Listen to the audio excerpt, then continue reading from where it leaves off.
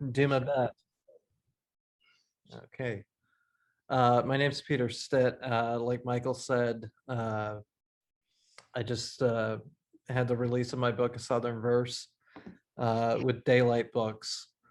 Um, the book came about really as it was a project that I started while transitioning from running a gallery in Augusta, Georgia, that I had shut down, and transitioned from that to getting back to doing my own personal work. So I wanted to stop showing other people's work and get back to working on my own stuff.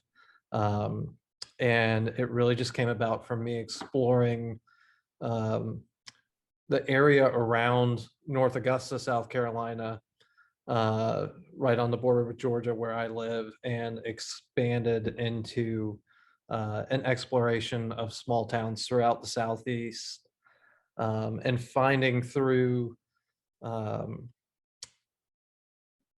portfolio reviews and whatnot that I went to around the country, um, really a connection with small towns throughout North America.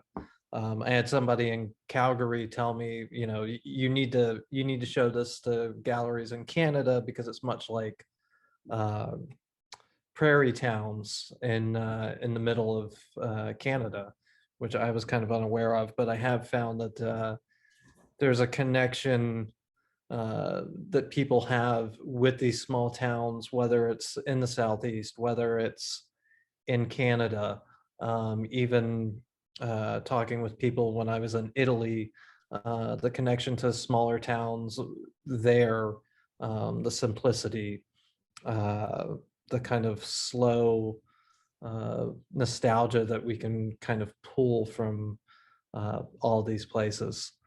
Um, I guess I'll start with let's see if I can do this again and pull my screen up. Um, I'm gonna try and go through. Um, let's see, can everybody see that? Are we good, Michael? Okay. Yep. All right. Let me close that. This is the cover of the book.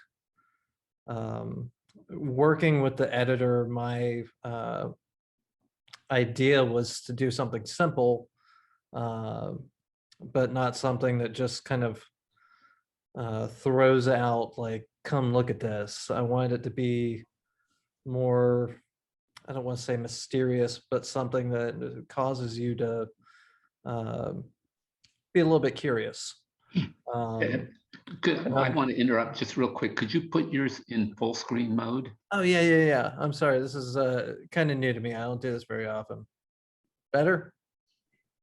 We good? Okay. Yeah, that's better. All right. And it's the color on this is not perfect for the text, but it's more of kind of a dark brown. And what I wanted to get with that, and also the interior when you open the book, is this idea of kind of that rich, almost reddish brown dirt that we have throughout the South. So everything from the cover to the imagery, I really wanted to connect. I really wanted to resonate. And it opens up with this image from Barnwell, South Carolina. This was a billboard that going into town, I saw and just kind of thought like, I need to go back to this. And after poking around town, I came back through, and normally I would want something a little, to me, more striking, but to me this is very much a representation of like a welcome sign to any town that you have in the South that has seen better days, where the economy's kind of gone into, I wouldn't say a tailspin, but it's sometimes just a holding pattern, because you see mills close. A lot of towns kind of dried up because the railroad doesn't run through anymore. Some of them is more recent because the interstate came through. And there's just not as much there anymore. So I found this kind of a good, welcome introduction to uh, kind of what the book is all about.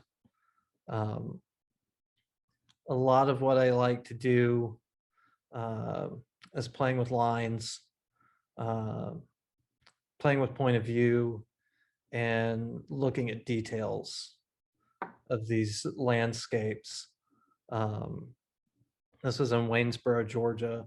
Most of the images are from Georgia and South Carolina. Everything is within probably an hour and a half drive of where I am.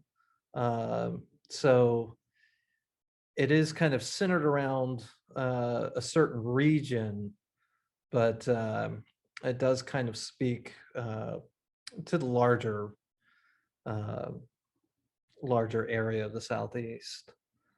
Um, I also found myself being attracted to places and things that are um, kind of common, kind of familiar. Um, as somebody put it recently, uh, like you've been there, but you know you haven't. Um, and it's interesting in the fact that I get to go through a lot of these towns over and over and over again. Some of them are places that I go through on my way to visit family, uh, to go on vacation.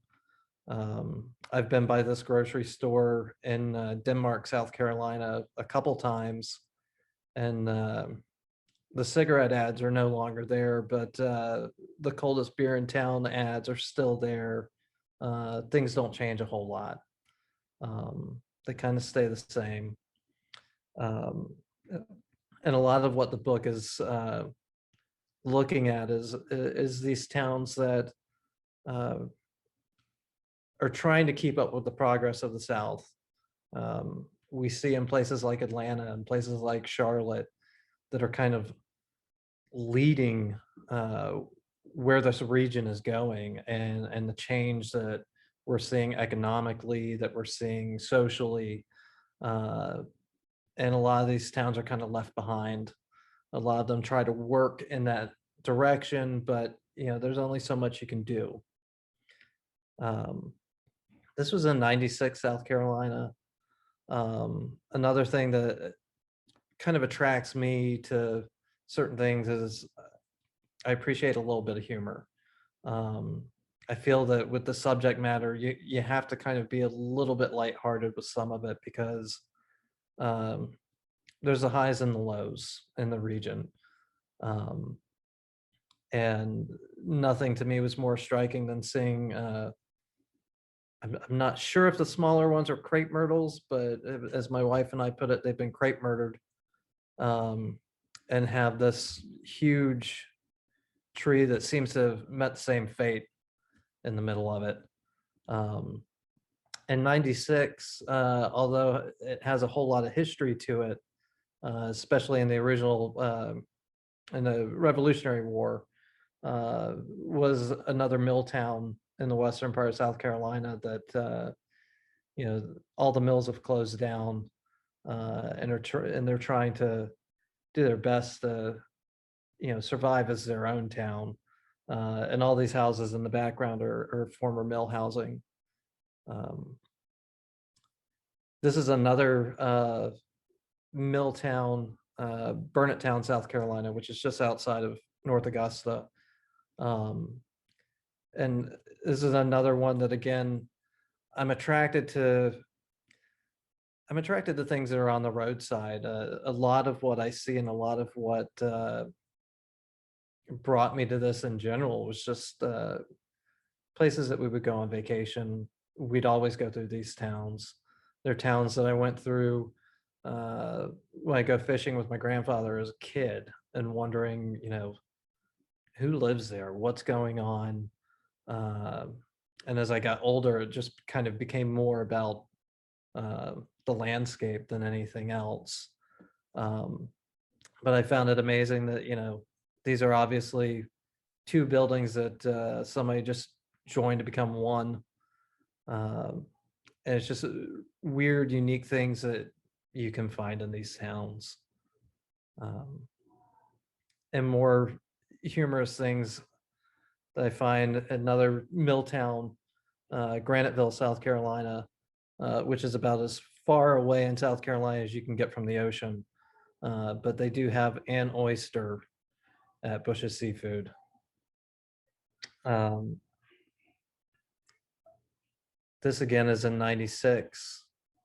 Um, we find a lot of patriotism within the South, um, for better or for worse. Um, but as a child, I would see all these tanks, you'd see cannons, you'd see things in parks. Um, but to me, growing up, I always found that it kind of would overrun some of the more important things. Um, and this was kind of my little comment on that. Um, this one to me, this is something that's very unique to the South, that I never thought was very unique until I went to a workshop in France, and there were people from all over the United States as well as Europe, and everybody looked at me and said, why would somebody put an advertisement in a cemetery? And I said, well, this is actually an advertisement on the side of the road. There are no graves here. I was like, this is something typical that you would see. Um, and I've come to find that, there are even people that are from the South that have never seen this.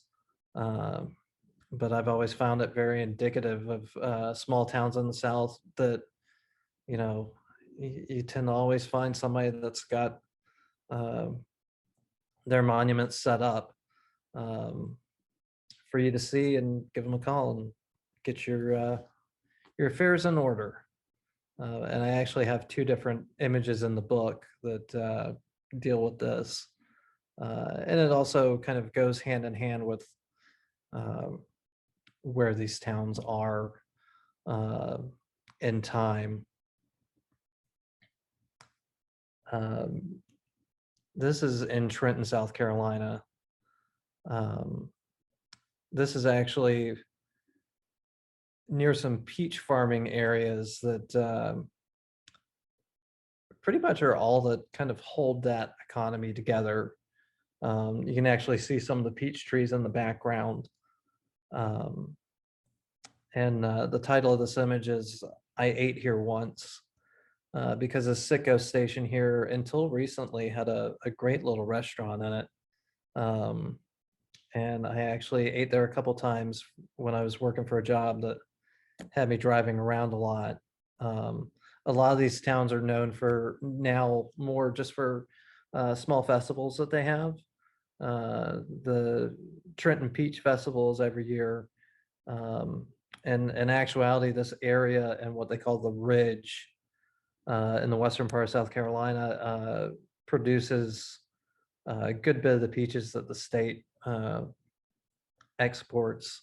And not a whole lot of people know that South Carolina produces more peaches than any other state than California. Um, so um, I did a lot of moving through the peach country. And I think I have an image in here. Yeah, we'll get to it, and I'll talk more about the peach industry. But this image is one that actually brought the entire project together, because I realized when I was in Johnston, South Carolina, um, it's a pretty little town, um, but a lot of the businesses are boarded up. A lot of things have shut down, but then I realized that there's this crepe myrtle sitting in a planter that obviously is very well taken care of. It's clean. Um, Somebody cares about this, and all the spaces down the street were very much like that. And I realized that many of these towns, although the economy isn't what it used to be, um, the towns still have pride in how they present themselves. They're not completely run down. Um, they try to promote local business. And what I found doing research later on is that this business, V.E. Edwards and Brothers, is actually still in business. They just no longer use the storefront because it's not necessary anymore. Um, and I don't know why that went out like that for a second. Okay. Um, this is in Wagner, South Carolina. Um, and it's another example of just businesses that you find. This one I actually thought was closed until I went by at a different moment, and I don't know if they're just open certain days of the week, but it's still an open and operating business. Uh, but it's obviously not the clean, homogenized tire shops like we have in most places. Um, Getting back to lines and whatnot, uh, and playing with a frame, I found this wall painting in Ridge Spring, South Carolina, which is in the middle of peach country as well.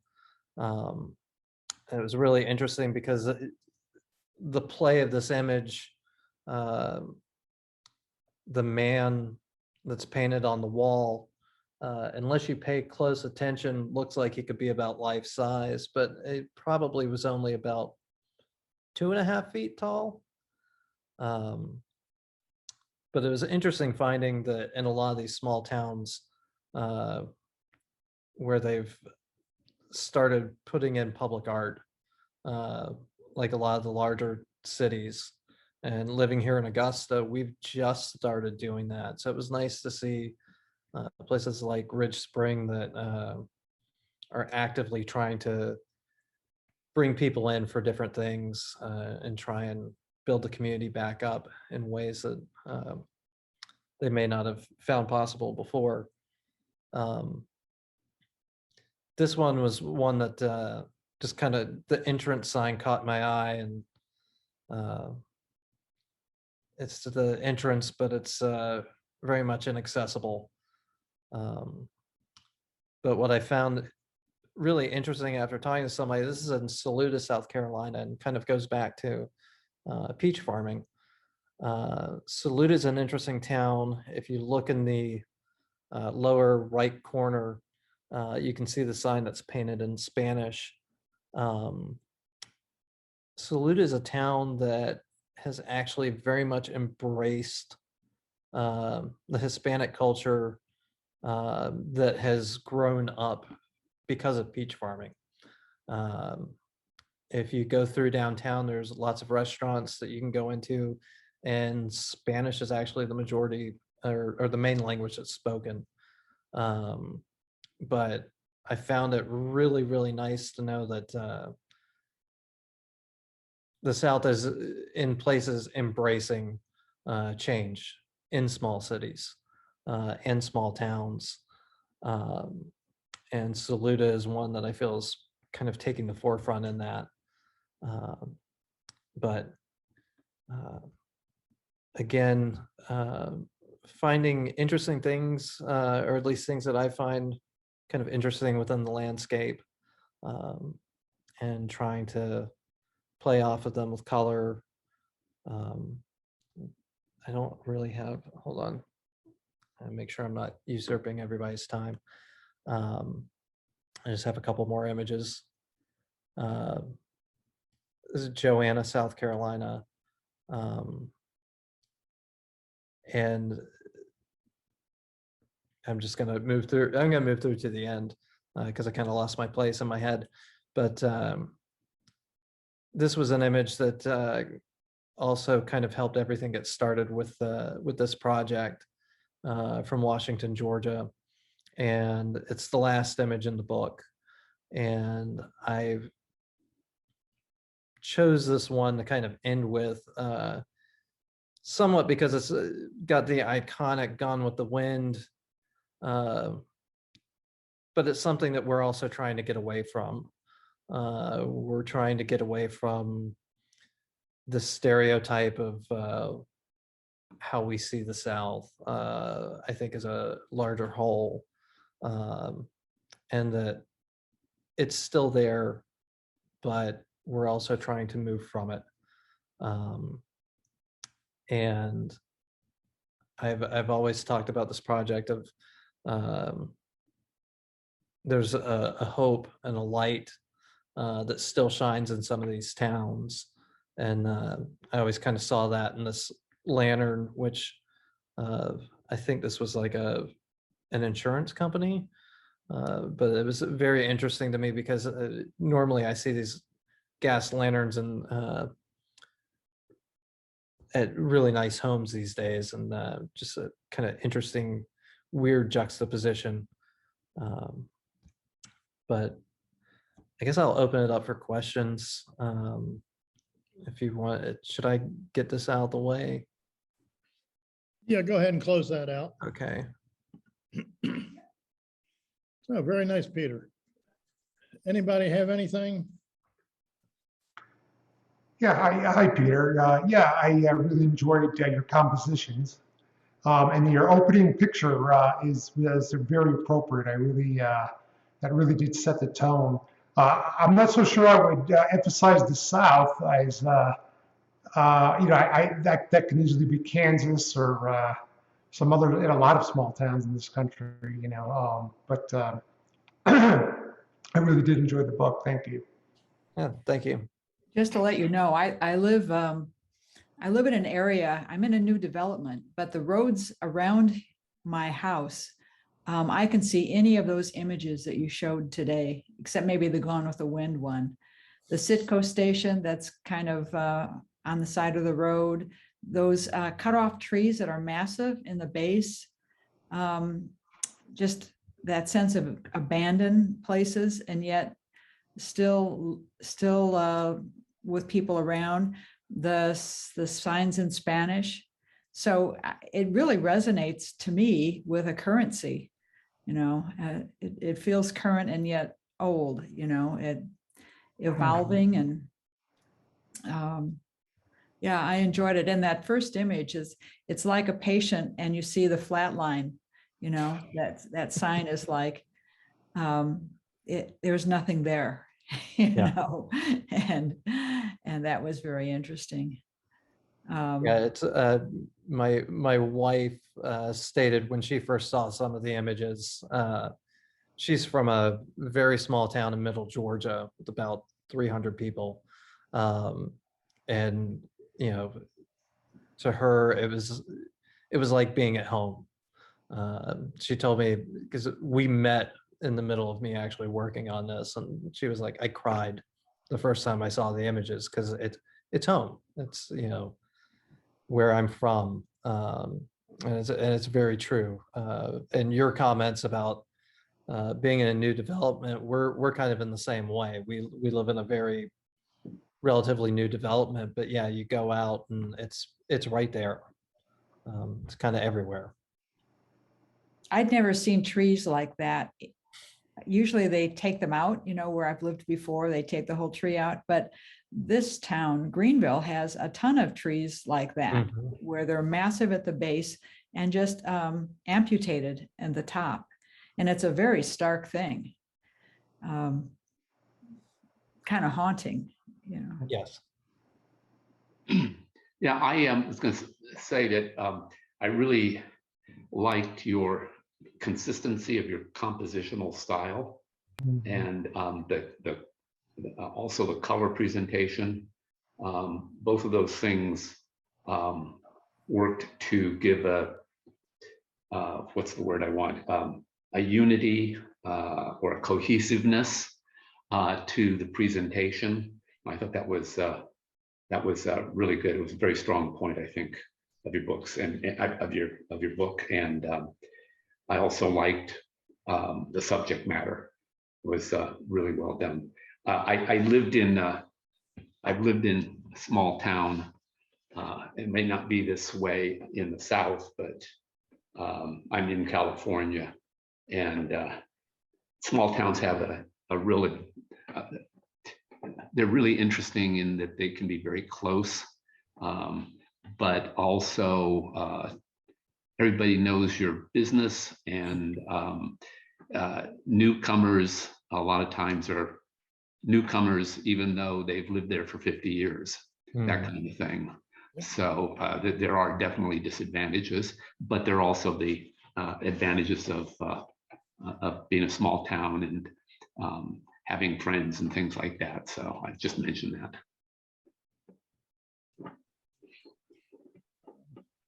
And, you know, it's interesting that you call it verse.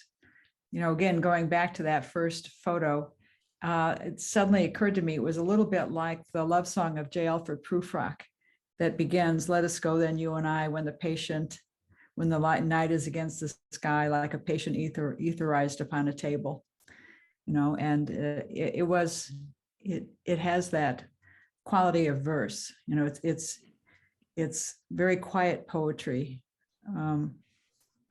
which I like.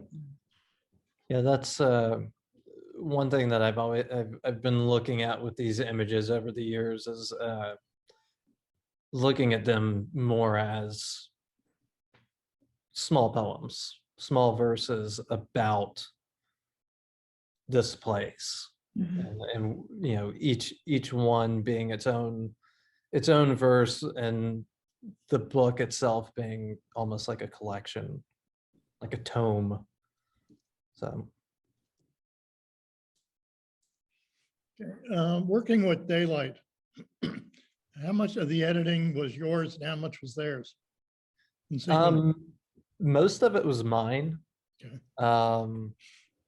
The whole idea, I think the way we worked was I had already kind of put together a mock-up that I took to different portfolio reviews, and they basically came to me and said, you know, we know you've got this,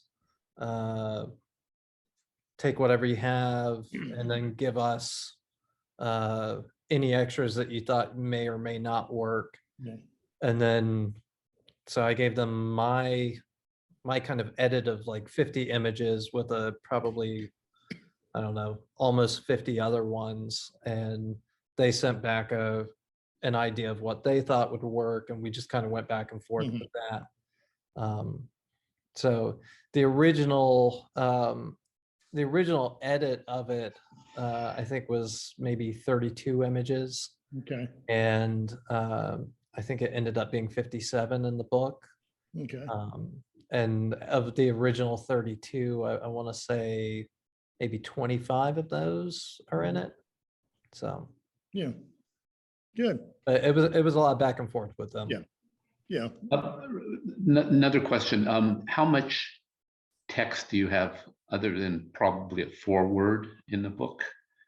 There's the foreword, there's an acknowledgement, and a plate list. Yeah, very good. Yeah, I really did not want to do any leading. I didn't want to give too much of my idea, because I wanted people to be able to feel what they felt. I think if I did anything differently, I might have had the text that was with it be at the end of the book. Not that I feel that the introduction really led anybody in any direction, but I think that might be the only change that I would have made. Thank you. You're welcome. Okay. Anybody else have anything for Peter? If not, thank you, Peter, and we'll pass the baton to Rachel. Hi, everyone. I'm Rachel Papo. Some of you in this small group knows me, but maybe many of you don't. I'm a Brooklyn-based photographer. I've had 2 books published already, one in 2008 about female soldiers in Israel, and one in 2006 about homeschooling, and that was what I originally was supposed to present here. But I'm now working on a new book that is a very personal project that I started about 6 years ago, and it stems from my experience with postpartum depression. I assume that people know what postpartum depression is, but if not, it is a mental illness that mothers experience after birth. And many cases are undiagnosed. So the percentage of mothers that actually experience it is probably much higher than what people know. And let me start.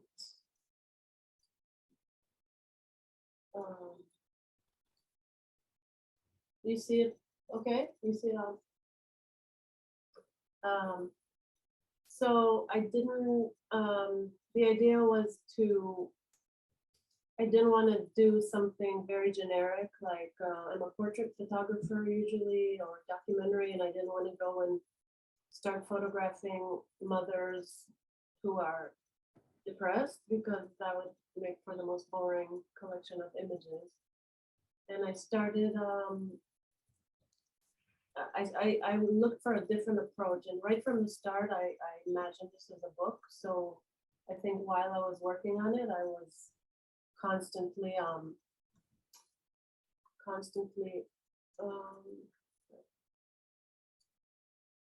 sorry, I'm looking for a way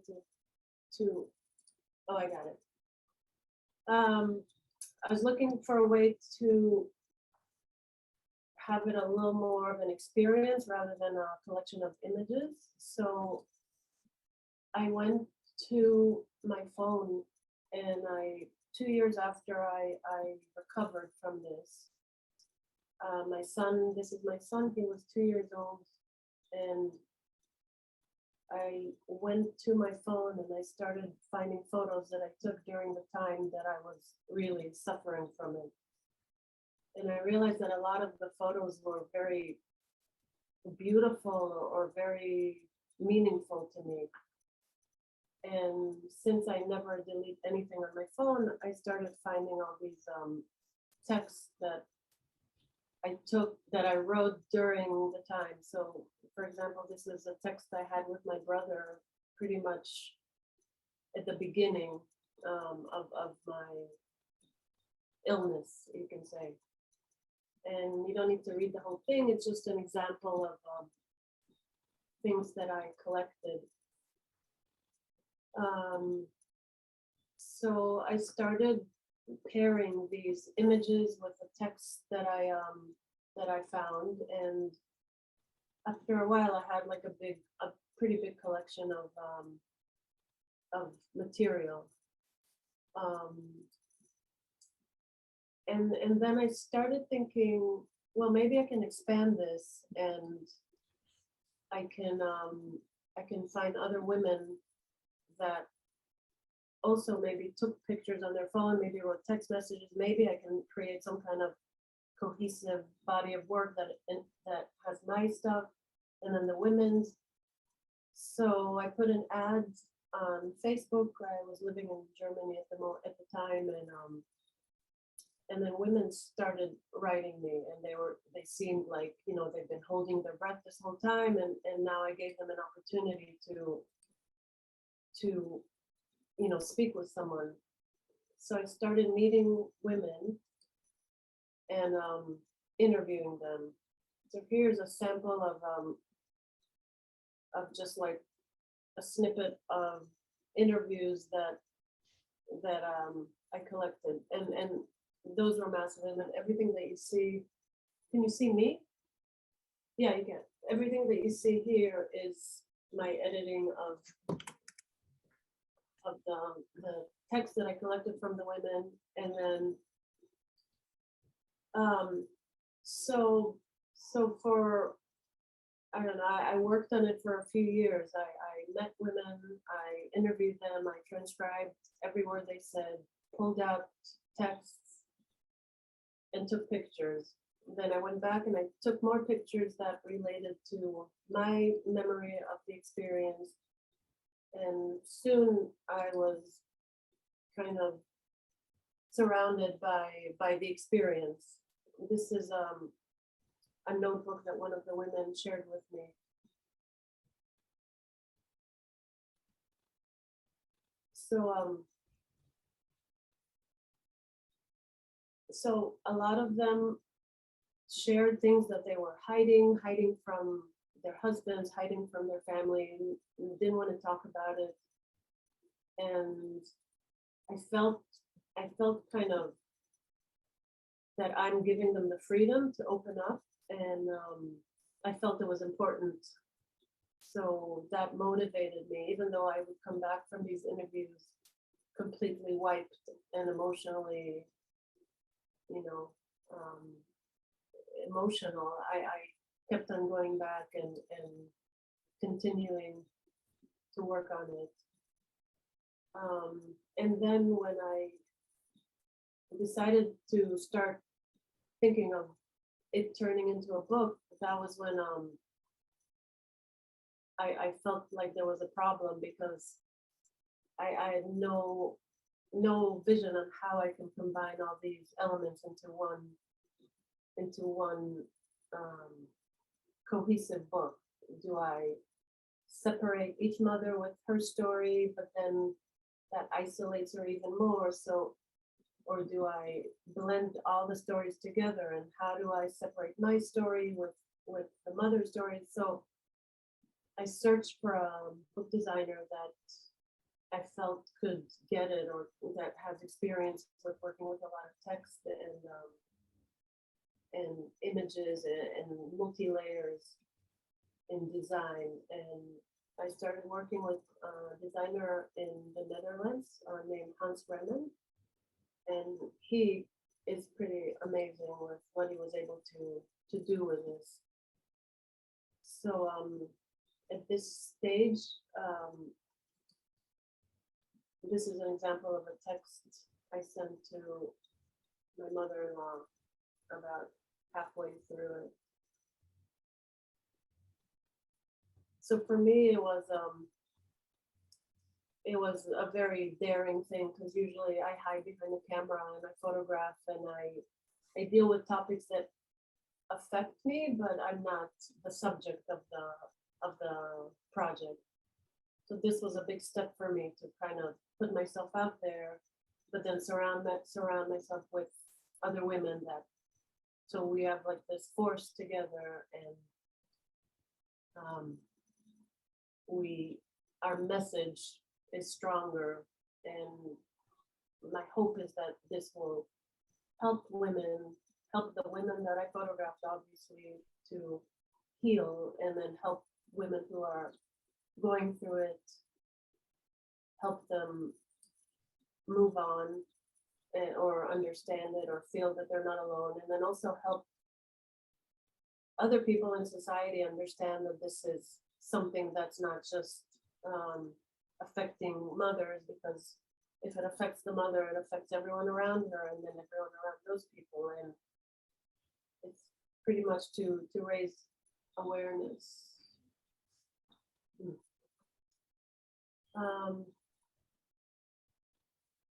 Yeah, I have a few, and then this is, for example, a diary page that one of the mothers gave me, and especially this line over here is where it was really strong,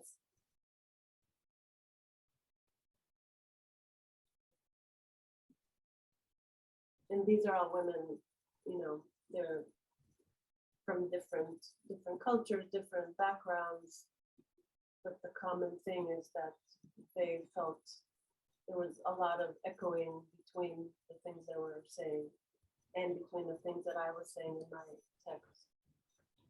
Some of these are lost. I'll just go through these kind of fast. But, so this layout is not from the book. This is a layout that I created for an exhibition that I had at Blue Sky Gallery recently in Portland, Oregon.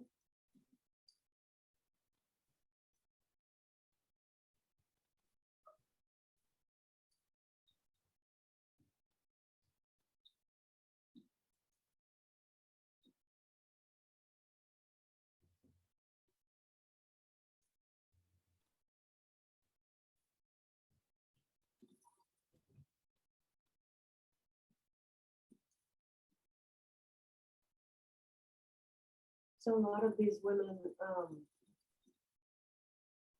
had like things that specific things that they told me in their story, and then I said, okay, where is this thing that you're talking about? And I photographed it. Or they would talk about a specific place that something happened. And instead of focusing on the women and doing portraits of the women, I try to focus on these inanimate objects.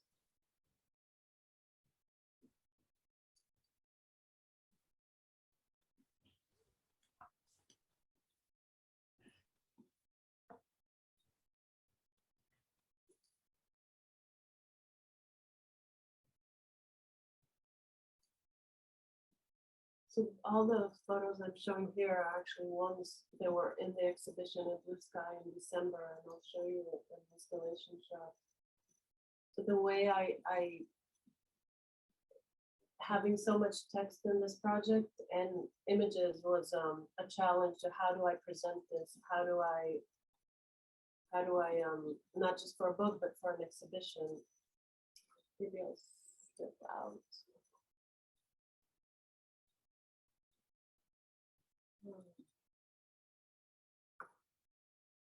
I'll go here.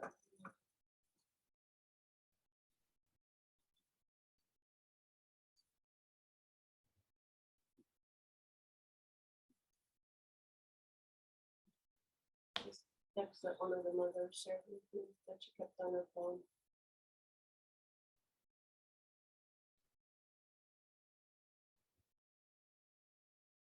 And that's also will be in the book.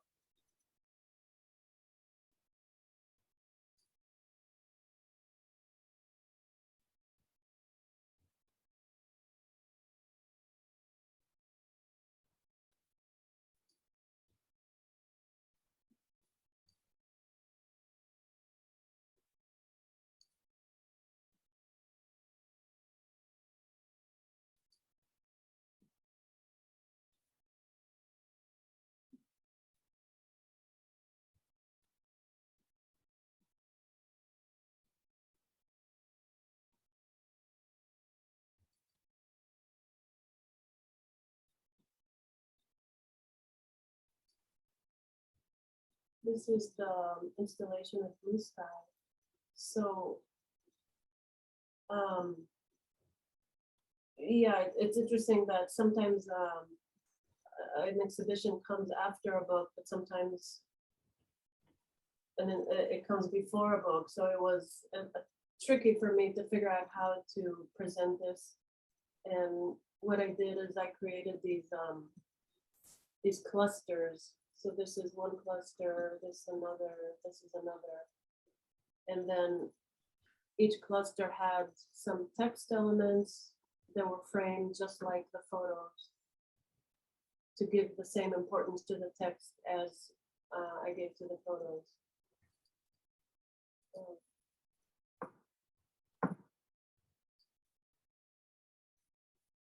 Oh,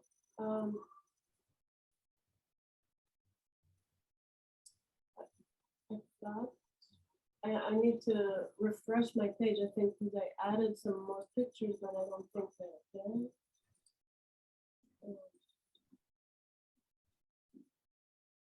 Anyway, I can, I had a few images of the layout of the book, preliminary layout.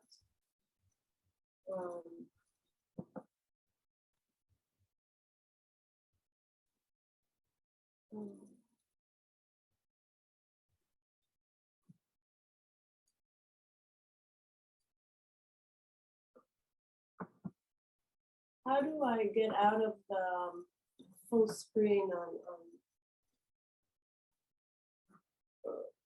If you want to stop sharing your screen, move your cursor up to the top and move it around. You should see a stop share. do you see this now? You're still sharing your screen if that's Yeah. okay. Oh, but it's the other screen? Same. Same one, I see. There you go. All right, let me. Okay, so this There Okay, you go. this is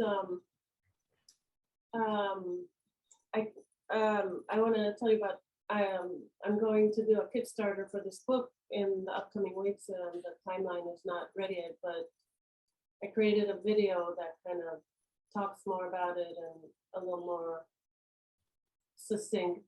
And this, for now, this is this is the cover of the book for now. And the designer, what he did is he took some of the images and incorporated the idea of hidden things that mothers don't share into the actual design of the book. So actually some images are hidden in the book, and I guess it's impossible to explain until you see the book, but I'll share the link to this page if anyone wants to find out more. I'll put it in the comments in a little bit. Yeah.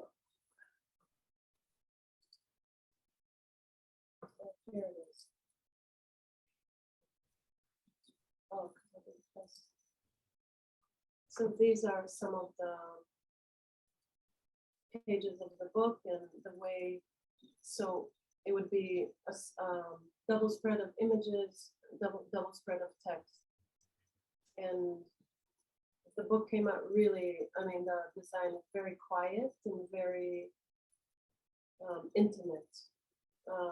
And the idea for me was that when you go through the book, you experience as I experienced it, and there's no introductions, no forward, no afterward. It's just the experience of the text messages, the interviews, and the photos. And this is how we laid out the women's conversations.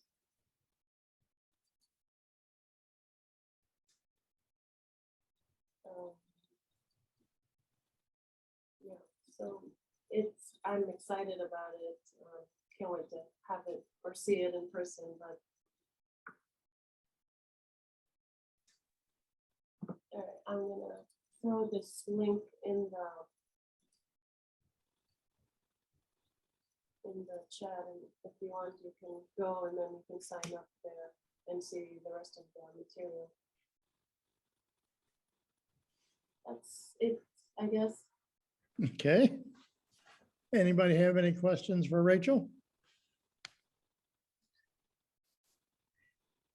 This isn't a question, it just that what courage, I see your presentation of your experience as being very courageous.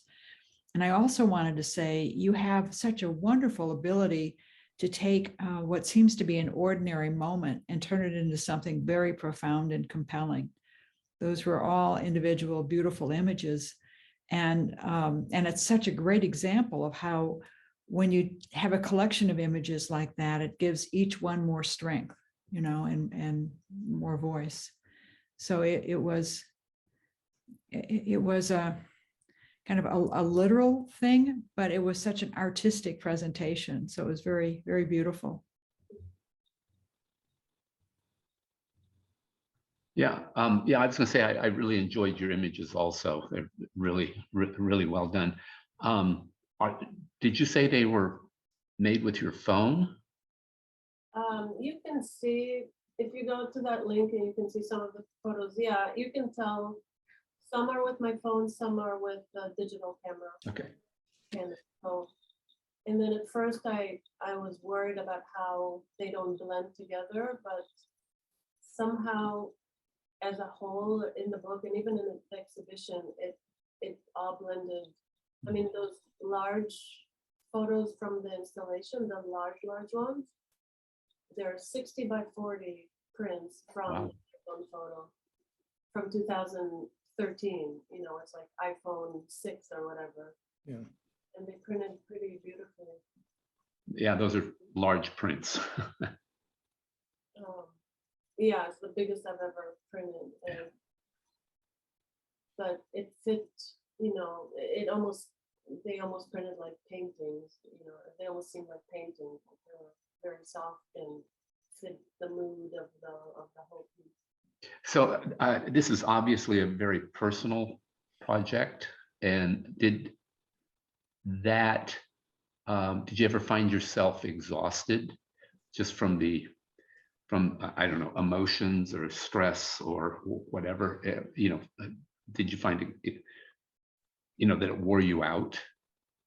Yeah, I mean, editing, while, like I said, while I was interviewing the women, I would come back home and I would be like wasted afterwards. And then listening to the interviews after, and I transcribed it by myself, word by word, with headphones, all these interviews. So that was, you know, exhausting. And then editing my own text and deciding what to include and what to not include. And I mean, at first, I wouldn't even use the word postpartum depression. I can't even say it, and like I still stumble when I say it. It was also a matter of overcoming this shame of even saying it or even admitting it. And now I'm kind of like just in this focus that already it's out there, and I'm over that. I'm over and I've showed it to enough people from different places to kind of to feel confident about it. And yeah, the publisher is Kara in Germany. Who published my previous book, Homeschooled, so we're working together. Well, thank you for sharing all of this with us. And you're welcome. Okay, Rachel, do you have an estimated publication date or target? Yeah, so we're still working out the schedule. It was supposed to be this spring. I mean, they put my image on the cover of their catalog for spring 2022, but there might be delays because of all of the Yeah, everything. orders and all that. But I'm still gonna run the Kickstarter in the upcoming week. It's gonna be either, yeah, it's always Europe in the spring and then US in the fall. So Right. it might move one half season like Yeah. that, but it's gonna happen in the next few. Did you have any issues working at a distance with both your designer in Netherlands or Kara Verlag? No, well, with Kara, we've worked together in Yeah. the past, so In the past? amazingly no issues, which is kind of, it's a nice thing in a way, but I love working in person, and I Mhm. offer the designer, you know, I can come to the Netherlands, that they remove the restrictions, I can come. And he's like, I don't think we need to. We just, it was a pretty smooth, and I had full trust in his ideas and his decisions. So Okay. Anybody else have anything? Yeah, I just want to say, yeah, that was very moving. And, without even read all the text, it was amazing. I could see this book being, I would send a marketing to psychiatrists and psychologists all over the country. I mean, I could, yeah, that should be in almost everybody's office for people to look at, because it's not like a clinical approach. It's such an artistic, like as Linda mentioned about the photographs, the artistic quality, and then the writing. It's really emotional, and it really gets to the point. I mean, I think it's, I hate to say easy to understand because it's a complicated issue, but by looking at the way you did it, the simplicity of the layouts and everything, it really makes it easy to get in there and try to relate to what's going on as much as we can from a viewer's perspective. So yeah, thank you for the presentation. I think that's what the goal is. So hopefully people will easily jump in and experience it and then yeah, spread it to others. So typically, you have knowledge and information, but the way you present it, it is very personal, intimate look. And also not so much as textbook knowledge, but as if you are looking at yourself, and very well done, really, really well done. Thank you.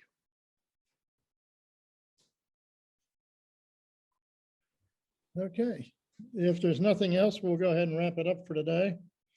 As always, we'll have links to both Rachel's and Peter's projects on the Book Talk page.